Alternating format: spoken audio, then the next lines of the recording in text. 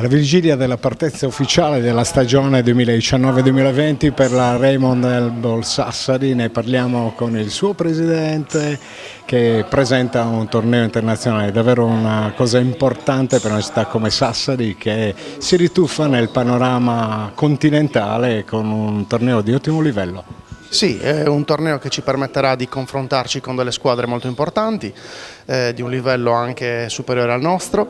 È stato complicato organizzarlo, c'è voluta una bella organizzazione dettagliata, però siamo molto contenti di esserci riusciti.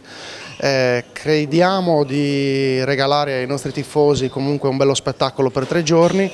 E soprattutto è un torneo che ci permette di confrontarci, come ho detto, con squadre molto importanti in vista del campionato che inizierà il 7 di settembre. Saranno dei test sicuramente impegnativi, ma crediamo abbastanza veritieri per capire la nostra forma fisica e capire, diciamo, a che punto siamo arrivati della preparazione.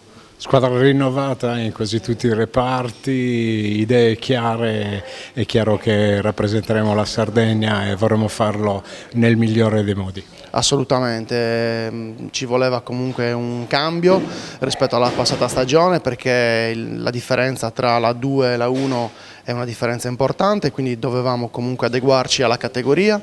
L'abbiamo fatto per non sfigurare. Non vogliamo essere una comparsa nel campionato, vogliamo rimanere, ovviamente l'obiettivo primario è quello di rimanere in A1 e abbiamo cercato di creare una squadra equilibrata e una squadra comunque di buon livello.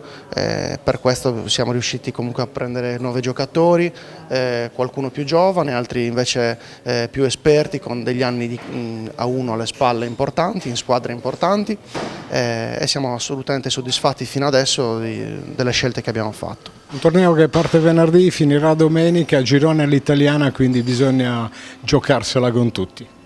Sì, assolutamente, noi sappiamo il livello delle nostre avversarie nel torneo, sono squadre, come ti ho detto, di ottima caratura, quindi noi ci siamo, vogliamo fare sicuramente bella figura. Per noi sono le prime partite ufficiali prima del torneo, è una squadra come sappiamo nuova, quindi giustamente ci vuole del tempo prima di trovare la giusta quadratura, però ripeto, quale miglior test che questo torneo qua?